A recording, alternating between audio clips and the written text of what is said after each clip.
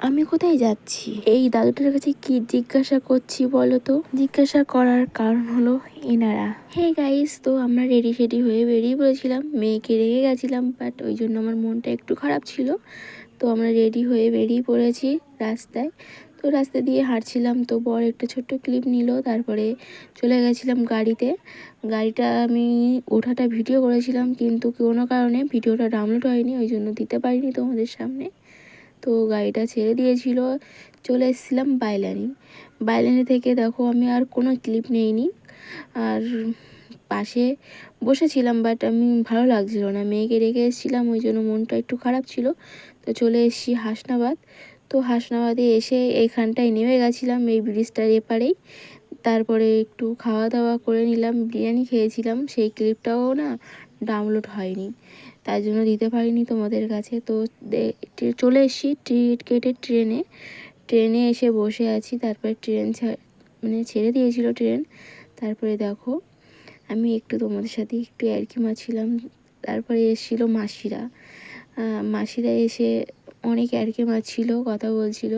তারপরে দেখো ওনাদের হাতে কত কত টাকা, কত চাঁদা তুলেছে বলো তো। তারপরে আমি এই বিল্ডিংগুলো দেখে অবাক হয়ে গেছি, ওই জন্য আমি তোমাদেরকে একটু শেয়ার করছি, দেখো।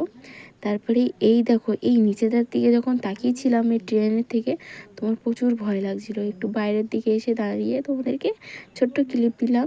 তারপর চলে এসেছিলাম শিয়ালদা এসে দেখো কত ভিড়, যে যাওয়ার মতন বসে আছে, আর সবাই সবার মতন মানে যে গন্তব্যস্থলে যাওয়ার জন্য রেডি সেডি হয়ে আছে। তো চলে এসেছিলাম আমরা দুর্গাপুর। তো দুর্গাপুরে এসে চলে গেছিলাম ওয়াইটি শপে। তো শঙ্কর দাদা ভাইয়ের ওয়াইটি শপে গেছিলাম, ওখানে সীমাদিও ছিল। তা আমি এখানে বলছিলাম যে এনারা কেমন হয় একটু কমেন্ট করে অবশ্যই বলবো তোমাদেরকে। সত্যি ওরা খুব ভালো ছিল, দাদাভাই খুব ভালো ব্যবহার করেছে। তো আমি এই দাদুটার কাছে জিজ্ঞাসা করছিলাম, এর আগেও অনেক দাদুর কাছে জিজ্ঞাসা করেছি, বাট তারা দেখিয়ে দিচ্ছিলো, সেই ধরে ধরে আসছিলাম।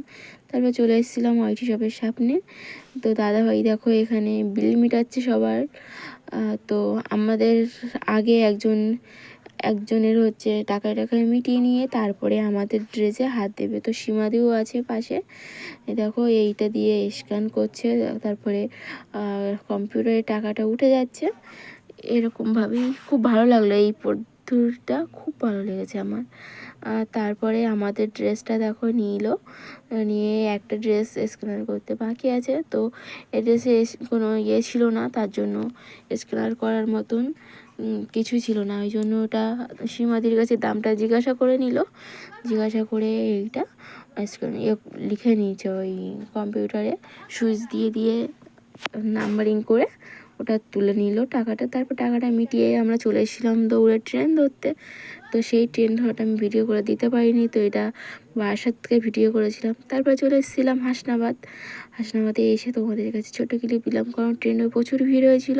তো সেই ভিড়টুকুই তোমাদেরকে দেখাচ্ছিলাম। আমার ভিডিওটা এই পর্যন্ত, ভালো লাগলে লাইক কমেন্ট শেয়ার করো, টাটা।